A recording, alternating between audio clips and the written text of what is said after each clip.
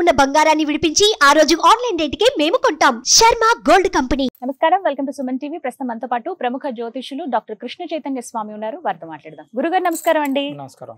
కృష్ణాష్టమి, అసలు అష్టమికి అంత వైభవం వచ్చిందంటే ఆ కృష్ణుడి వల్లే. సాధారణంగా కొన్ని తిథులు మనం అవాయిడ్ చేసేసామని చెప్పుకోవాలి, ఆ రోజున ఏ పనులు చేయకూడదని ఇలా. కానీ అలాంటి తిథులకు కూడా ఒక దైవత్వాన్ని ఆపాదించారు ఆ శ్రీకృష్ణ భగవానుల వారు. అటువంటిది ఆయన జయంతి ఆ రోజున అసలు ఎలా అంటే ఇంట్లో ఉండేవాళ్ళు ఎలాంటి పూజా కార్యక్రమాలు చేసుకోవాలి, అసలు ఆ కృష్ణుడి గురించి ఏం చెప్తారు ముందుగా? అంటే శ్రీకృష్ణాష్టమి అనేటువంటిది భారతదేశంలో అత్యద్భుతంగా నిర్వహించేటువంటి పండుగలలో శ్రీకృష్ణాష్టమి ఒకటి. అవును. అంటే మనం పిల్లలందరికీ కూడా చాలా మంది తల్లిదండ్రులు వాళ్ళ పిల్లలకి అంటే చిన్నప్పటి నుంచి కూడా కన్నయ్య అని పిలుచుకోవడం. అవునండి. ఫస్ట్ వారికి అంటే కృష్ణుడికి సంబంధించినటువంటి వేషం వేసి ఆ ఆనందం పడడం ఇక ఆ రోజంతా ఆ రోజంతా కూడా అంటే నార్మల్ గా.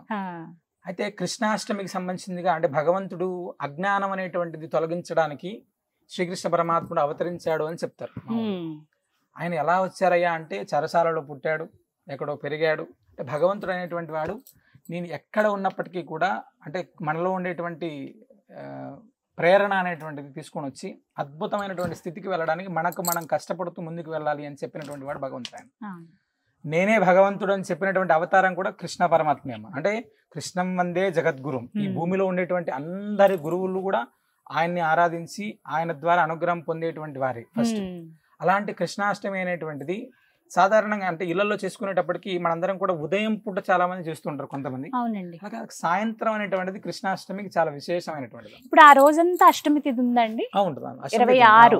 26 అష్టమి తిథి ఉంది. ఆ రోజంతా ఉంది. అంటే సాయంత్రం అనేటువంటిది కృష్ణాష్టమి చాలా విశేషం. కొంతమంది కొన్ని ప్రాంతాల్లో కొన్ని క్షేత్రాల్లో రాత్రిపూట చేస్తారు. ఇంకా ఎందుకంటే ఆయన జన్మించింది అప్పుడే పుట్టారు కాబట్టి ఆ సమయంలో చేస్తారు చాలా మంది. కృష్ణాష్టమి అనేటువంటిది అజ్ఞానాన్ని తొలగించేటువంటి రోజు కాబట్టి ఆ చీకటి అంతా కూడా తొలగిపోవాలి అనేటువంటి సంకల్పం ఆ రోజున. అయితే ఏ విధంగా చేయాలండి ఆ రోజు, ఎలా ఆరాధించాలి అనేటువంటిది సాధారణంగా ఇంట్లో విగ్రహం ఆరాధన చేసుకునేటువంటి వాళ్ళకి ఒకటి, లేదు సాలగ్రామ రూపంలో ఆరాధన చేసుకునేటువంటి వాళ్ళు కొంతమంది, అయితే కొంతమంది ఫొటోస్ పెట్టి చేసుకునేటువంటి వాళ్ళు. ఏది ఉన్నప్పటికీ కూడా భగవంతుడికి ఫస్ట్ భక్తి ప్రధానం. మనందరం గుర్తుంచుకోవాల్సింది అత్యద్భుతమైనటువంటిది భగవంతుడికి భక్తి ప్రధానం.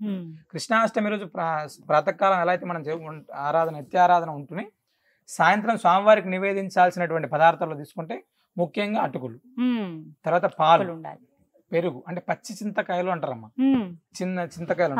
ఆ చింతకాయలు కూడా చాలా విశేషంగా స్వామివారికి నివేదన చేస్తారు. చాలా దివ్యమైన క్షేత్రాల్లో మనకు వైష్ణవ దివ్యదేశాల్లో పచ్చి చింతకాయలను స్వామివారికి నివేదన చేస్తారు. వెన్నతో పాటుగా ఈ చింతకాయలు ఇవన్నీ కూడా శంఖంతో పాలు నివేదన చేస్తారు. అంటే సాధారణంగా మనం వెండి గ్లాస్ లోనే ఇలా పెడతాం కదా, చాలా క్షేత్రాల్లో శంఖంలో పాలు పోసి స్వామివారికి నివేదన చేసేటువంటి కార్యక్రమం ఎక్కువ ఉంటదమ్మా.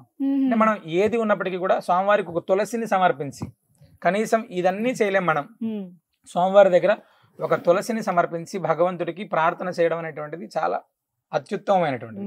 మనం నివేదన చేసేటువంటి పదార్థాల్లో అటుకులు, పాలు, పెరుగు, వెన్న, అదేవిధంగా చింతకాయలు, ఇవి స్వామివారికి నివేదన చేస్తే చాలా మంచిది ఇంట్లో చేసుకుంటూ. అయితే సాయంత్రం పూటే చేయమంటారండి? సాయంత్రం చేయడం అనేటువంటిది ఉత్తమోత్తమైనటువంటిది. లేదు అవకాశం లేదు అనేటువంటి వాళ్ళు మాత్రం తప్పకుండా ప్రాతకాలం చేసుకునేటువంటి చేసుకోవచ్చు. అంటే ఎంత విశేషంగా చేస్తారంటే ఇంకా ఉదయాన్నే లేచి అడుగులు అవి వేస్తూ ఉంటారు. స్వామివారి యొక్క పాదాలు మన ఇంట్లోకి రావాలి అనేటువంటిది ప్రతి ఒక్కరికి ఉంటది.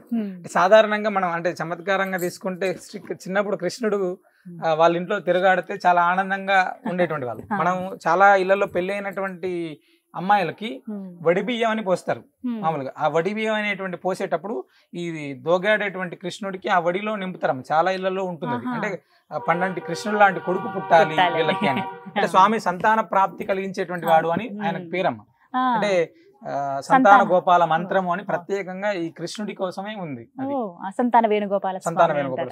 అలా అంటే స్వామి ఆరాధన అనేటువంటిది అంత గొప్పది. మన దగ్గర తీసుకుంటే కాళింగ నర్తన శ్రీకృష్ణ పరమాత్ముడు ఉన్నారమ్మ ఇక్కడ మన ఆశ్రమంలో.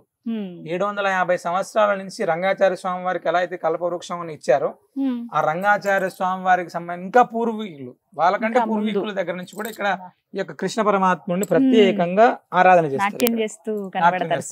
స్వామివారి వెన్న ముద్ద చేతులు పట్టుకొని కాళింగ నర్ధనం చేస్తూ ఉంటారు స్వామివారు ఇక్కడ.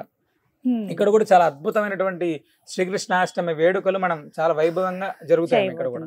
అంటే సాధారణంగా ఇళ్లలో పెట్టేటప్పుడు ఎలాంటి విగ్రహాలు పెట్టుకోవాలండి కృష్ణాష్టమికి పూజ చేసేటప్పుడు? వాస్తవంగా విగ్రహారాధన చాలా పెద్ద పెద్ద విగ్రహాలు ఈ ప్రస్తుత కాలంలో అలవాటు చేశారు, కానీ అంటే నివేదన అనేటువంటిది ఉండాలి ఫస్ట్. సాధారణంగా చిన్న విగ్రహం అనేటువంటిది చాలా చిన్న కృష్ణుడు కూడా ఉండొచ్చు, మంచిది, బొటన వేలంతా చిన్నది. ఆ కృష్ణుడు ఉండడం వల్ల ఏమవుతుందంటే మనం చేసేటువంటి ఆరాధన అనేటువంటిది కూడా వాళ్ళకు కరెక్ట్ గా చేయగలం. పెద్ద పెద్ద విగ్రహాలు పెరిగే కొద్దీ మన ఆరాధన అనేటువంటిది కరెక్ట్ లేకపోతే మనకు కూడా కొంచెం మానసికంగా అది బాధాకరమైనటువంటి అంశం.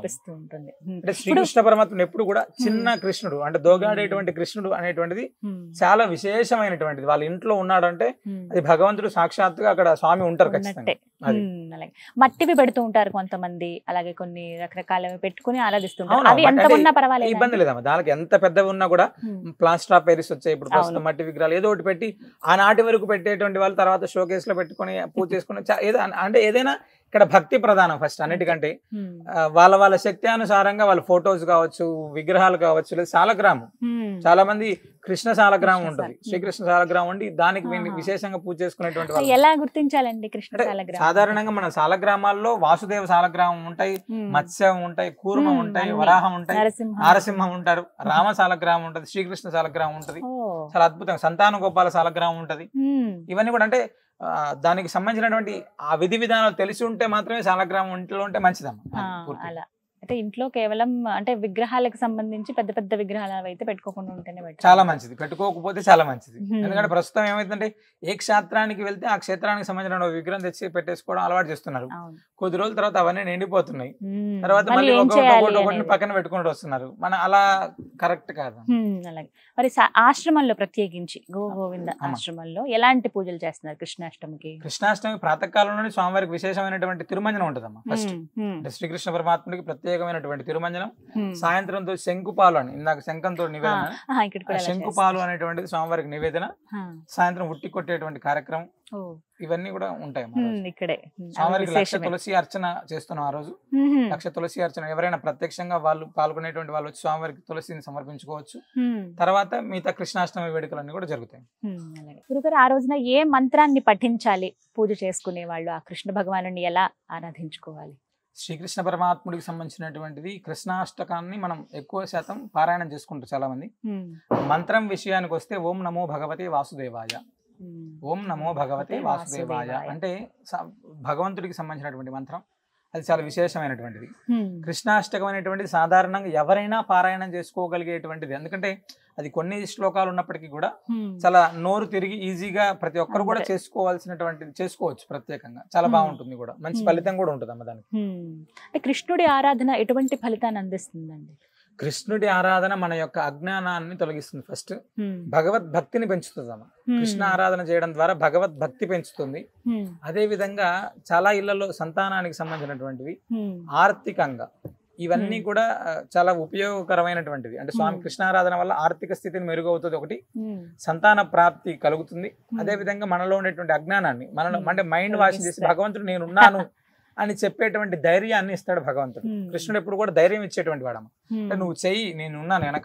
కృష్ణ పరమాత్ముడు చెప్పింది మొత్తం భగవద్గీత ఎక్కడ తీసుకున్నా కూడా అందరినీ ముందుకు పంపించి భగవంతుడు నేను వెనకాల ఉన్నాను, నువ్వు వెళ్ళవయా, నువ్వు పని చేయి, ఫలితాన్ని నా మీద వదిలే, నేను చూసుకుంటాను, ఇలా చెప్పాడు భగవంతుడు. అలానే ఇప్పటిదాకా అంటే సాధారణంగా ఎవరైనా అంటే కృష్ణార్జునులు లాగా ఉండాలి అని.